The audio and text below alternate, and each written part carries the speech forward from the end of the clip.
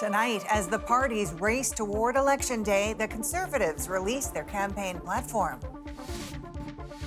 Canadians have been pinching their pennies long enough. It's time for government to start pinching pennies as well. Plus, we're with all the leaders with less than a week to go. A jury has been selected in the criminal trial of 5 former junior hockey players. These players are not playing together on the same team as it stands right now. As the Vatican prepares for the funeral of Pope Francis, we look at who might succeed him. I'd say there are more unknowns going into this than there are knowns. There's not a clear front runner. What the Cardinals will consider in a real-life conclave. From CBC News, this is The National with Erica Johnson. Thanks for joining us. Adrian is on assignment. The election race is down to its final days to form the next government, to pick the next prime minister. And new evidence shows that a lot of Canadians have already made up their minds. Elections Canada says 7.3 million people cast a ballot over the long weekend, a record for advanced polls. The main leaders hoping it's a signal of support in their favor that will carry through right to Election Day. They'll be homing in on key ridings, leaving no stone unturned. We begin with the Conservative campaign. The party today finally releasing its platform. Pierre Poilievre says it's time for the government to curb spending. His opponents aren't convinced the numbers add up. Kate McKenna explains in tonight's top story. With 6 days left to go, Conservative leader Pierre Poilievre released his party's platform, vowing to cut taxes and unleash growth. Canadians have been pinching their pennies long enough. It's time for government to start pinching pennies as well. Poilievre's plan promises to build more than 2 million new homes, cut income tax, and fast-track energy projects, but includes no plan to balance the budget. You're right, we are inheriting a very large Liberal deficit. The costed platform includes revenue from projected growth, relying on the idea that their policies will spur an economic boom, which could shrink the deficit and pay for programs. It's an unusual move not made by other parties because there's no guarantee that money will actually materialize. If you're going to make an error, you want to make an error on the size of overstating the potential deficit. And so that's the approach that the Liberals have taken. Whereas the Conservatives, there's a little bit of a risk there because by baking in some revenues, that shrinks the deficit, but it's not guaranteed. The Conservatives say the costing was reviewed by experts, but other parties say the figures don't add up. These numbers are a joke. We aren't in a joke. We are in the worst crisis of our lives. It takes a serious government. It takes a serious plan. Conservative math is not mathing. No. If you look at what they're proposing, the numbers are not based in any reality. They're making stuff up. Pierre Poilievre committed once again to slashing the costs of consultants, foreign aid, and the CBC. His platform contained only a few references to U.S. President Donald Trump's tariff threats, something that has emerged as a key theme during this campaign. Kate McKenna, CBC News, Mississauga, Ontario. All main parties are out campaigning in these final crucial days. CBC News has reporters tracking the latest announcements. First, we take you to Quebec. I'm Ashley Burke covering the Liberal campaign. Leader Mark Carney is here in battleground Quebec, targeting ridings with tight races his party wants to take from the Bloc Québécois. He's also defending the spending in his party's platform released over the long weekend. Carney's planning on a $62 billion deficit this fiscal year that would drop over 3 years to just under $50 billion. A prominent Canadian economics professor has warned Carney's fiscal trajectory could be headed in a potentially unsustainable direction. But Carney says that's wrong and he has more experience. The Liberal leader maintains his plan would create major investment to grow the economy and put Canada in a strong position to fight in a trade war against Donald Trump and win. I'm Marina von Stackelberg, traveling with the NDP campaign. Leader Jagmeet Singh is calling on voters to help the New Democrats, quote, hold the line. He says people should now vote for the NDP to prevent a Liberal majority. It's a change in language that shows the party is on the defensive and trying to save the seats it has. After spending 4 days trying to shore up support on the West Coast, the campaign is in Edmonton. The CBC poll tracker suggests the NDP could be on its way to lose official party status. We asked Singh if that happens, whether he'd resign. He repeated that he's focused on this campaign and not thinking about after. But he did offer a tidbit that could foreshadow his future. He told reporters that pushing the Liberals to introduce the Canadian dental care plan was the honor of his life.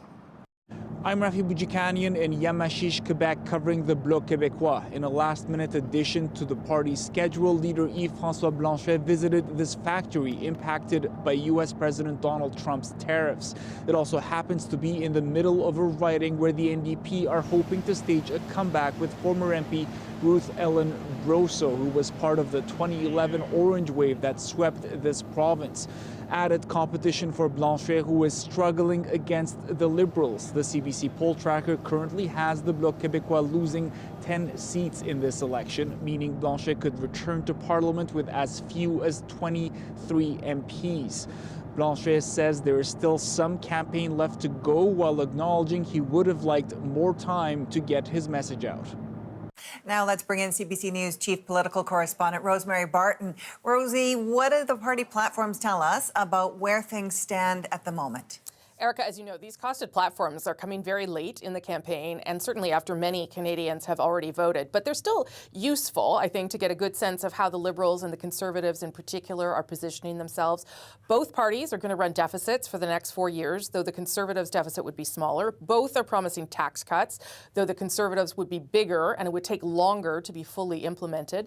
The Liberals would keep social programs that they created, dental care, pharmacare, childcare, and Conservatives would keep versions that exist now with the provinces that have them, but not expand them.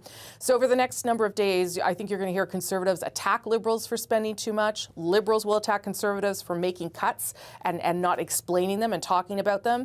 And those are sort of the competing economic visions they're going to try and hammer home for the rest of the campaign. And Rosie, what else should we watch for in the coming days?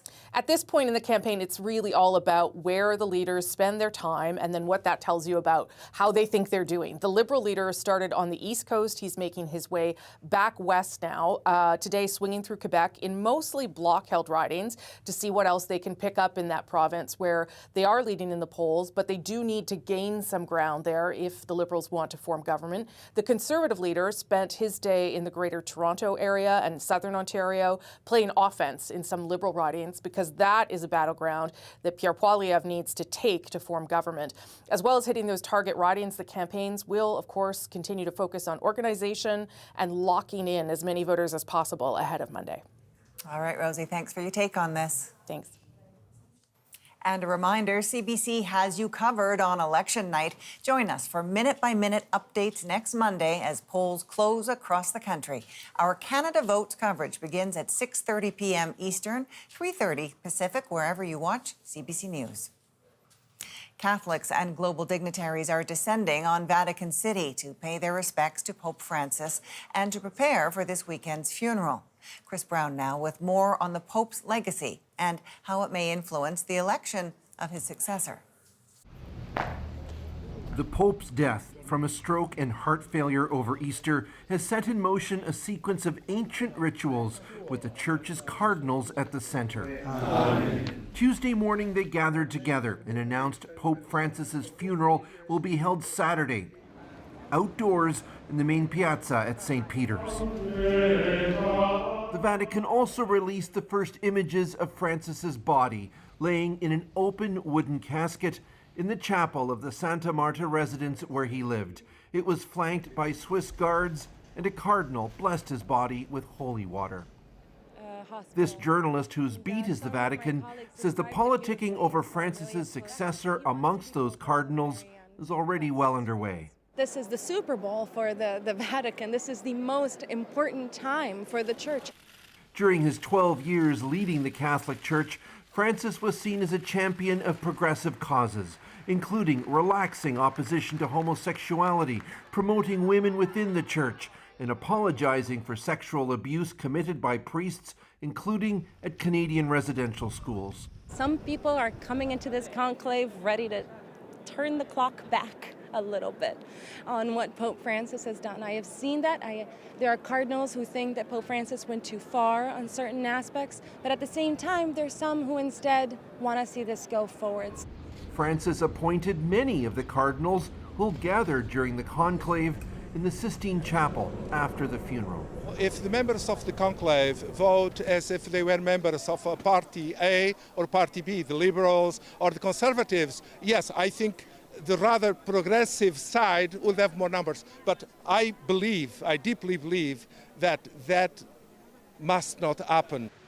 Among the visitors to St. Peter's Square Tuesday were teachers and students from Newfoundland, fortunate enough to witness history and to consider its implications. I think world peace, inclusion, accepting of other people is going to be critical, and I think that they really need to make that decision very carefully. We have to come together more than ever before, especially in our political time right now. I'm just grateful that I was here in this particular time. Starting Wednesday, thousands of people will be able to say their own individual goodbyes to the Pope. Francis's body will be moved from the papal residence to St. Peter's Basilica, and visitors will be able to file past his open casket. Erica. And Chris, what more do we know about who's going to the Vatican for the funeral Saturday, including from Canada? Well, the indications are that Prime Minister Mark Carney will not be making the trip here, and in such cases it's customary that the Governor General, Mary Simon, would be Canada's representative. As well, from the royal family, Prince William will be here representing King Charles. And we also know that many world leaders such as Donald Trump, Emmanuel Macron from France, Vladimir Zelensky from Ukraine, they have all confirmed they will be here. And from Argentina, the Pope's hometown, home country rather, its president, Javier Milei, will be here. Erica. All right. Thanks, Chris. CBC News will have full coverage of the Pope's funeral on Saturday, hosted by Heather Hiscox in Rome. You can catch that anywhere you watch CBC News, starting at 3 a.m. Eastern. Jury selection is complete in the sexual assault trial of 5 Canadian former junior hockey players. Katie Nicholson explains how it's the culmination of a years-long process since an alleged incident in 2018. Once stars on the ice, now in the spotlight for alleged crimes off the ice. A day of jury selection as 5 former Canada junior hockey players, all who played in the NHL, go on trial. Dylan Dubé, Cal Foote, Alex Formanton, Carter Hart, and Michael McLeod are alleged to have sexually assaulted a 20-year-old woman in June of 2018. All 5 entered not guilty pleas. London police had initially opened an investigation, but closed it without laying charges. Then the case exploded into the public consciousness in 2022, when news broke that Hockey Canada had settled a civil claim by the woman. Hockey Canada lost sponsors, and parliamentary hearings revealed that over the years it had used minor hockey registration fees to help pay off other claims of sexual assault. London police reopened its investigation. We have found sufficient grounds to charge 5 adult males with sexual assault. Now 5 former teammates reunited before a judge and jury, but And so I think that, according to this defense lawyer, each likely with his own game plan. all these players are not playing together on the same team as it stands right now, because they're all interested, obviously collectively, in acquittals. But if it comes down to it, if one player is acquitted and 4 others go down, well, that's just how the system works. Much of the case will hinge on the woman at the heart of the allegations, her credibility, and how she holds up under cross-examination from not 1, but 5 legal teams. Because this is expected to stretch well into June, 14 jurors and 2 alternates were selected for this high-profile trial the whole hockey world will be watching. Katie Nicholson, CBC News, London, Ontario. Newly obtained Toronto police body cam footage appears to show the moment a traffic stop turned fatal. A 16-year-old is dead after appearing to fire shots. Lisa Singh takes us through what happened and the ongoing investigation. A warning, the video is disturbing. This video, obtained by CBC Toronto, appears to be police body camera footage, filmed as it was played on a computer monitor. It shows part of the interaction at a traffic stop in Toronto Sunday night. Sorry, my bad. After this woman got out, things quickly took a deadly turn. We're showing you just a few seconds of it. Yeah, come on, buddy. The passenger in white appears to grab a gun and starts firing. Officers fired back with multiple shots. Ontario's police watchdog says a 16-year-old died in hospital Tuesday morning. This individual, based on a review of body-worn camera footage, is believed to have fired at officers, and 2 officers discharged in return. According to the Special Investigations Unit, a gun was found at the scene. 2 Toronto police officers are the subject of its investigation. You got to look at the actions, the risk associated to not only you, but the community in and around you. You cannot back away from that. You're duty bound to deal with it and to negate it. This is a family's life that will be changed forever. While the investigation continues, this criminology professor says there are bigger issues that need to be addressed. It might not be at the feet of a police officer or at the feet of TPS. It might be a community response that's required to think about how we intervene at an earlier stage to ensure that these types of events don't occur in the first instance. Toronto police arrested 5 people at the scene. They face multiple charges, including possessing a firearm without a license. A post-mortem examination is being scheduled for the teenager. Lisa Shing, CBC News, Toronto. More than 24 people were killed after a deadly attack on tourists in Indian-administered Kashmir. The shooting took place at a popular destination in the Himalayan region. Officials say one of the deadliest incidents in recent years also left several others injured. Prime Minister Narendra Modi condemned the attack and pledged the perpetrators will be brought to justice. The White House says it's standing by Pete Hegseth despite growing controversy. And the Secretary of Defense is doing a tremendous job. Why many are demanding his resignation. Plus, as the world marks Earth Day, a look at the late Pope's climate legacy. He did not mince any words. He was blunt, and it was such a refreshing change. And victory in a high-profile fight for Vegemite. We're back in 2.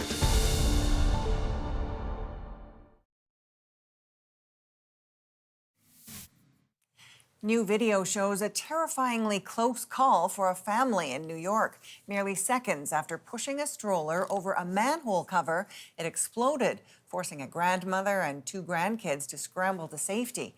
The cause is under investigation. No injuries were reported.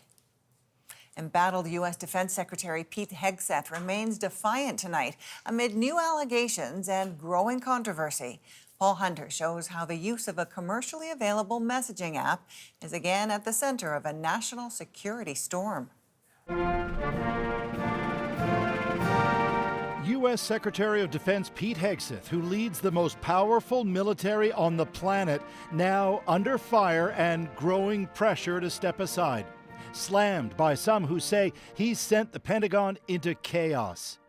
The White House saying he's doing tremendous work bringing change to the Pentagon. And there's a lot of people in this city who reject monumental change, and I think, frankly, that's why we've seen a smear campaign against the Secretary of Defense. But this week, an op-ed by a former Hegseth Pentagon spokesman describing the Pentagon as in a, quote, full-blown meltdown. And fresh reporting, Hegseth had shared sensitive military details with his wife, his brother, and his personal lawyer using the messaging app Signal. The details were on a then imminent U.S. assault in Yemen in March, the same assault caught up in an earlier Signal chat controversy involving Hegseth, in which a journalist, the editor of The Atlantic magazine, was accidentally invited. Why do you have confidence? Because he's doing a great job. Donald Trump making clear multiple times this week that he's all good with Hegseth. Pete, great to see you, Mr. Secretary. Great to see you. Hegseth himself going on Fox News to push back on his critics. They've come after me from day one, just like they've come after President Trump. Blaming the media and Pentagon staffers accused of leaking classified intel and then fired. Those folks who were leaking, who have been pushed out of the building, are now attempting to leak and sabotage the president's agenda and what we're doing. And that's unfortunate. Multiple Democrats and at least one Republican lawmaker now want Hegseth gone, with the senior Democrat on the Senate Armed Services Committee wanting an investigation into all of it. As Donald Trump stands by Pete Hegseth, the question is, for how long? Paul Hunter, CBC News, Washington. Tesla CEO Elon Musk says he'll spend more time running the company and less time working with the U.S. federal government. On an investor call, Musk said next month he will pull back from his role at the Department of Government Efficiency, or DOGE. Tesla reported a massive decline in both profits and revenues this year amid backlash against his role in the White House.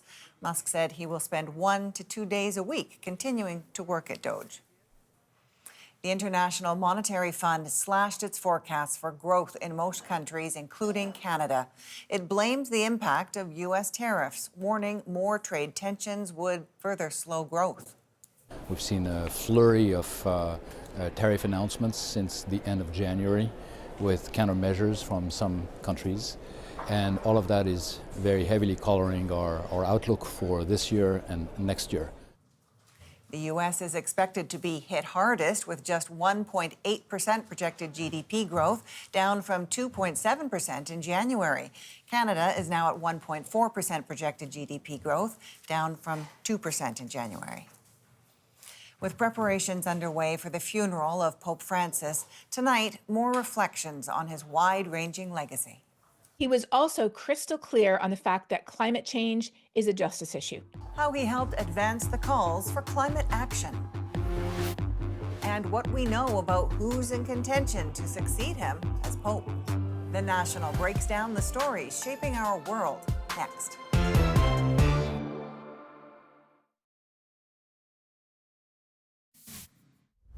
Flags were lowered today at federal government buildings across the country, including on Parliament Hill, in honor of Pope Francis. The flags will stay that way until sunset Saturday. The Pope's outspoken views on protecting the environment are being remembered tonight as the world marks Earth Day. Anand Ram looks at how his calls for climate action were received and the legacy it leaves. It perhaps should come as no surprise that the late Pope Francis would care so passionately about the planet. His name after Francis of Assisi, patron saint of ecology. En cierto momento sentí que tenía que decir una palabra, desde acá. El cambio climático. This documentary was released to highlight the late Pope's strongest take on climate action. Y así nació Laudato Si. Laudato Si, his 2015 papal letter that reads more like a scientific paper. From ocean acidification to climate denialism, experts saw Francis paving a moral pathway. We cannot neglect our responsibility to care for nature or creation, and we cannot abnegate our responsibility to care for our sisters and our brothers. L'accord de Paris pour le climat est accepté. It was released intentionally months before the Paris Agreement was struck and noted by some leaders as influential in those negotiations, but its power not felt by all. We looked at the response of U.S. Catholic bishops to Laudato Si, and we found overwhelming silence among the bishops whose responsibility is to share and to communicate church teaching that includes church doctrine from the Pope, the Bishop of Rome. The lack of progress on switching away from fossil fuels and the devastating impacts of climate-linked disasters pushed yet another letter from Francis, this time pulling no punches and criticizing ineffective political leadership. I find it very awesome that Pope Francis was telling us that we should be taking care of our earth. These outspoken views on climate also helped inspire younger Catholics and non-Catholics alike. I hope the new Pope can do what Pope Francis has been doing with inviting everyone to come to the church and advocating for the healthiness and cleanness of our planet. Padre, Figlio. A light left behind, a torch for future generations to pick up. Anand Ram, CBC News, Toronto. Time now to dig deeper into the stories shaping our world, including an apparent political shift by some Jewish Canadians. Disenchanted with the Liberal government's response to anti-Semitism, many Jewish voters are turning to the Conservatives. For many, many Jews, it is a one-issue vote, which is, I'm not safe in this country under this government. We'll examine the changing voter sentiment, but first. He didn't have on all the bling, and his pectoral cross was very plain. How Pope Francis used a basic humility to navigate global conflicts during the course of his papacy. Eli Glasner breaks down some key moments and explains how Francis's roots in Argentina influenced his response. From his first appearance, Buonasera. the son of Italian immigrants struck a different tone. He didn't have on all the bling, and his pectoral cross was very plain. I mean, he looked a lot like my dad. What set him apart wasn't what he wore, but his words and actions. His papacy was marked by a series of international conflicts and crises from the beginning. As waves of migrants washed onto the shores of Europe, his first trip was to the small Italian island of Lampedusa to preach compassion. He said that the church should be a field hospital. And if you think of a field hospital is in the middle of a war zone, and it's looking after those people who are suffering the most. And in 2015, with illegal migration as a growing flashpoint in the US, he told Americans not to fear foreigners because most of us were once foreigners.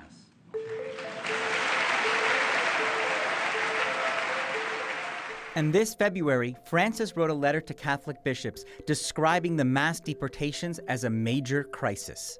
He wasn't intimidated by Washington.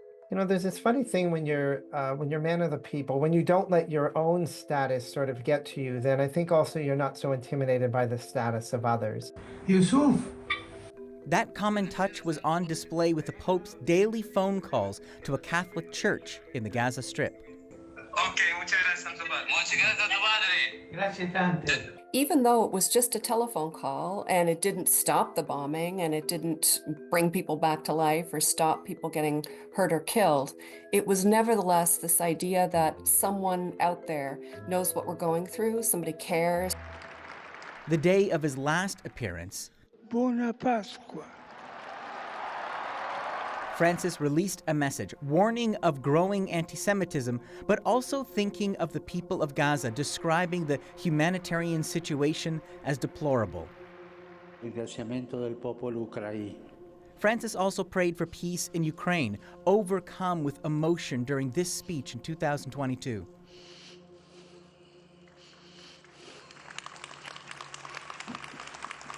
Di la bandera bianca. Although his comments in 2024 with the Swiss broadcaster, where he called for the courage of the white flag, disappointed some supporters. The Catholics in the Ukraine found that they felt very conflicted about that. They didn't think that that phrase captured how much they're fighting for their survival. Francis' focus on the poor and the disenfranchised came from his roots, but also difficult lessons he learned as a religious leader during the Argentinian dictatorship. He grew up in a country where, especially in the years he grew up, there was sometimes he would see a lot of poverty, there was sometimes political conflict, and it shaped him into a life devoted to the service of others. As the world prepares for his funeral, inevitably many are wondering about his possible successor. CBC's Jonathan Montpetit looks ahead to the conclave, where that question will be answered. The papal conclave, both a sacred rite and an election campaign. Amid prayer, ceremony, and secret meetings, the College of Cardinals will decide where they want to take the church after the controversial liberal reforms that marked Francis's papacy. There are 252 members of the College of Cardinals. Only 135, however, are younger than 80 and allowed to vote for the new pope. Of those 135 cardinals, 108 of them were appointed by Francis. But Vatican watchers like J.D. Flynn say that doesn't mean the college is stacked full of cardinals who think like Francis. I make a living reading the tea leaves of the church, and I'd say there are more unknowns going into this than there are knowns. There's not a clear front runner. Nearly half of the cardinals appointed by Francis are from the global south, places like Iran, Mongolia, and Myanmar. And they haven't spent much time in Rome with the other cardinals. Little is known about their ideological positions or how they'll vote once locked inside the Sistine Chapel. But I guess that Francis was not looking to have a Francis conclave. He was looking to have a conclave that was somehow split. Because these people never met and they come from so different places. How the college votes will be shaped by how it views Francis's papacy. Pope Francis often pushed for a more welcoming approach to gay and lesbian Catholics. If a person is gay and seeks God and has goodwill, asked the Pope in 2013, who am I to judge? He advocated for the rights of migrants and for women to play a bigger role in church life, but he also backtracked on many of these issues, causing confusion and disillusionment among the faithful. After a fat pope, you need a thin one.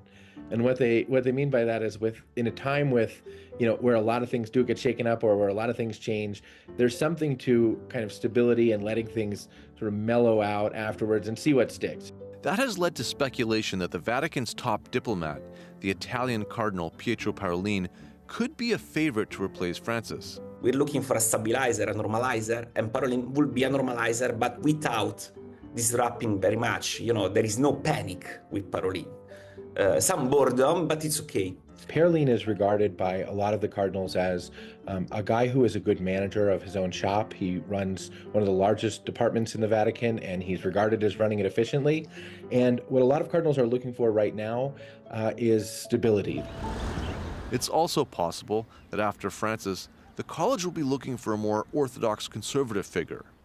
This wing of the church successfully lobbied Francis to water down some of his progressive initiatives, a movement that was often led by African bishops like the Ghanaian Robert Sarah, who would become the first African pope since the 5th century. He appeals to many conservatives throughout the church, essentially because of his staunch and unwavering defense of traditional positions, not only his support for the continuation of the Latin Mass, but his willingness to cede very little ground on the church's moral teachings around sexuality. He doesn't want the ordination of women.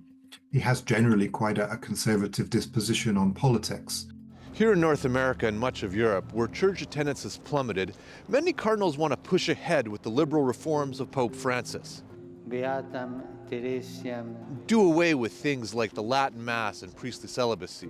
But arguably the most popular figure in the pro-Francis camp is the Filipino Cardinal Luis Tagle, often called the Asian Francis.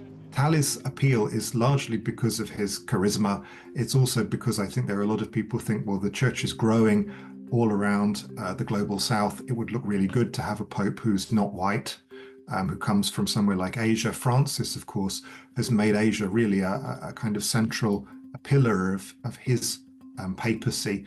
He traveled there more often than to any other part of the world. Of the 5 Canadian cardinals, only 4 will take part in the conclave, with Cardinal Mark Ouellet having turned 80 last year. And unlike in the past 2 conclaves, when Ouellet was rumored to be a favorite, there are no Canadian cardinals among the leading contenders this time.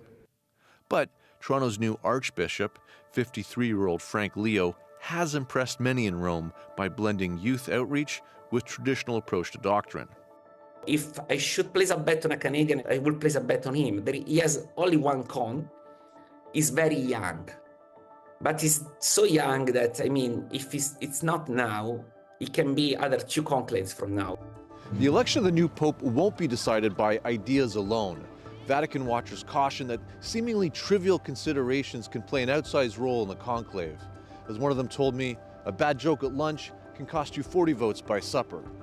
But top of mind for the cardinals will be how to secure the future of a 2,000-year-old institution weakened by scandals and secularization. To what extent will the next conclave be decided by, the need to grow the number of faithful? I think if there is a dominant issue in the next conclave, it will be whether or not the church should pivot towards the global south or whether it should try to recover ground in Western nations which have been shedding a Catholic faithful. The challenge for the next pope will be trying to grow the church in one part of the world without suffocating it in another. While an exact date hasn't yet been announced, traditionally the conclave begins 15 to 20 days after the papal seat becomes vacant. However, it could start earlier. Up next, the shifting political allegiances in Canada's Jewish community. For many, many Jews, it is a one-issue vote, which is, I'm not safe in this country under this government. Why some Jewish Canadians say they're turning to the Conservatives.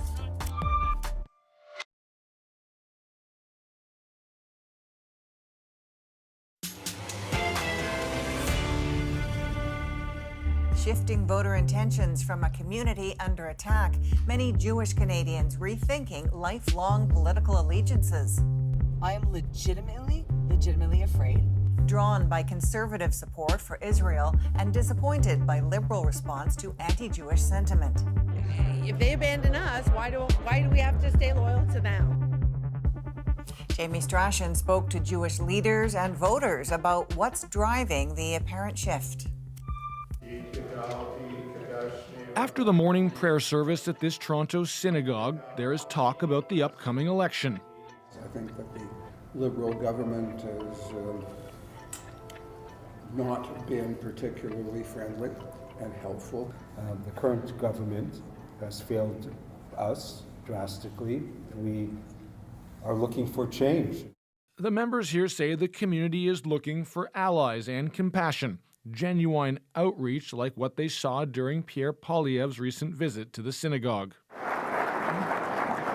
It is an honor to be here in this distinct. Irv Kirschenblatt, a lifelong liberal, says it meant a lot. He hit the right chord when he spoke to us, that he was with us. He felt our pain, whereas many of the other political candidates may have been speaking the words but not walking the line, so to speak. People are looking for an alternative, there's no question. The synagogue's rabbi, Jared Grover, says many in the community are moving towards the conservatives, rethinking lifelong political allegiances. There's a lot of voice in the community who feel you, as a Jew, you have to vote conservative, and it's almost treasonous not to. Grover says he tries to keep politics out of the building, but it's been unavoidable. The synagogue has had to drastically tighten security in the past year over increased threats. And his own wife works at a Jewish school that's been shot at 3 times.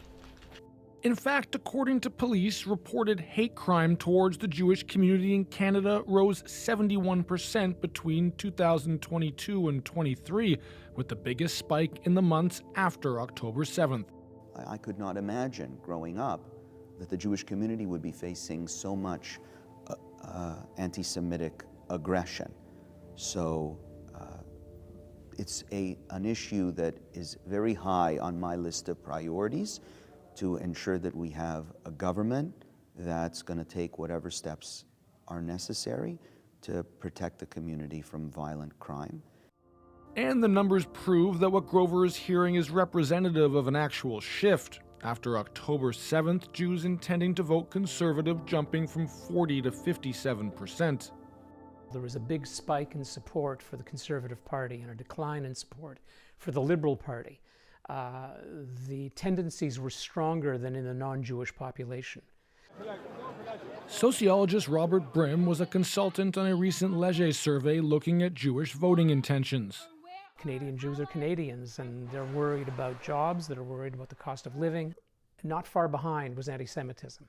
I'm Ellen Besner, and this is what Jewish Canada sounds like for Monday, April the 7th, 2025. From her home studio north of Toronto, Ellen Besner records the podcast of the Canadian Jewish News. She's conducted more than 500 interviews with Jewish Canadians over the past 4 years. For many, many Jews, it is a one-issue vote, which is, I'm not safe in this country under this government. Welcome to the Besner says Canadian Jews have been fundamentally altered since October 7. Their schools are getting vandalized by anti-Israel and anti-Semitic protesters, and the Liberal government has come across as abandoning the very Jewish voters who came to love them because they symbolized openness, multiculturalism, acceptance, human rights. And Besner points out, for many Jews, it's not just about switching parties, but going further by becoming active in politics in a way they never have before. Muscular Judaism, I call it. But I've seen mobilization like never before in the young people, in the university students, in high school students. They are marching, they are petitioning, they are loud. And that is something that our community hasn't seen. So thank you very much. Thank you very much. Okay. Jody Katz is one of those people who has never volunteered for a political campaign, never even considered voting conservative, never mind delivering lawn signs. I'm welfare state, socialist, gay rights, trans rights. She says this time she feels she has no choice. I am telling you, Jamie, I am legitimately afraid. And this is not who I am. Her involvement is driven by a series of incidents, one in particular at last year's Walk for Israel march. There we go. And on either side of the street are masked individuals with keffiyehs and vitriolic, shouting horrible slurs against Jews, not Israelis, Jews. I'm a Jew. And my son, my 11-year-old son, is shaking. Thanks for having us here. My pleasure. Ben Mogul also hasn't been politically active until now. He got involved in the recent provincial election, working to unseat the incumbent. And I remember looking at how many votes she won by, and seeing that she won by less than 1,000 votes, and joking with my wife, I think we know 1,000 people directly and indirectly. This election, he's hosting members of the Jewish community, a chance to meet the conservative candidate in the riding. Most are traditionally liberal supporters, this time strongly considering a conservative vote. I feel like I'd be excommunicated from my family for it. I never saw myself as being a conservative supporter. More than 50 people pack Mogul's living room and are sharing a similar feeling.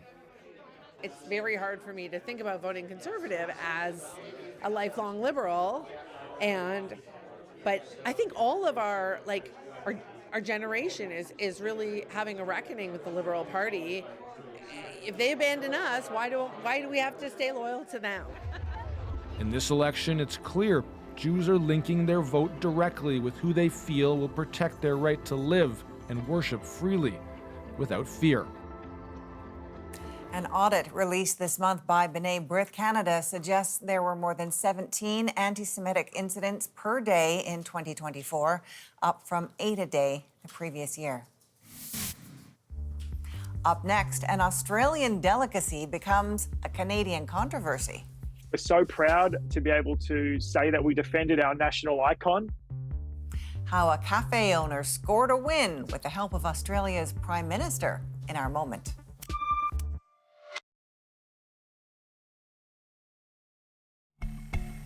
You're looking at Leighton Walters, an Australian-Canadian dual citizen and owner of an Ontario-based cafe chain, seen here kissing his beloved Vegemite.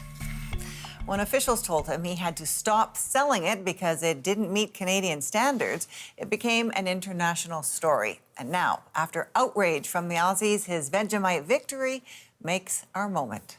This little product here is a proud Australian product. As an Aussie expat that had sold everything in Australia, moved to Canada and invested into the economy over here, started their own dream coffee shop, we had to pull Vegemite off the shelves because it had added B vitamins. No one's going to sit here and eat 16 teaspoons of Vegemite to then overdose on the salt or the vitamin B or anything, right? After I pulled $8,000 worth of product off the shelf, I, tagged in a whole bunch of Aussie friends that I knew, and it kind of escalated all the way through to the Prime Minister of Australia. Through some conversations between both Prime Ministers and both diplomats and politicians, the CFI had a change of heart where they deemed Vegemite as a low risk to human consumption.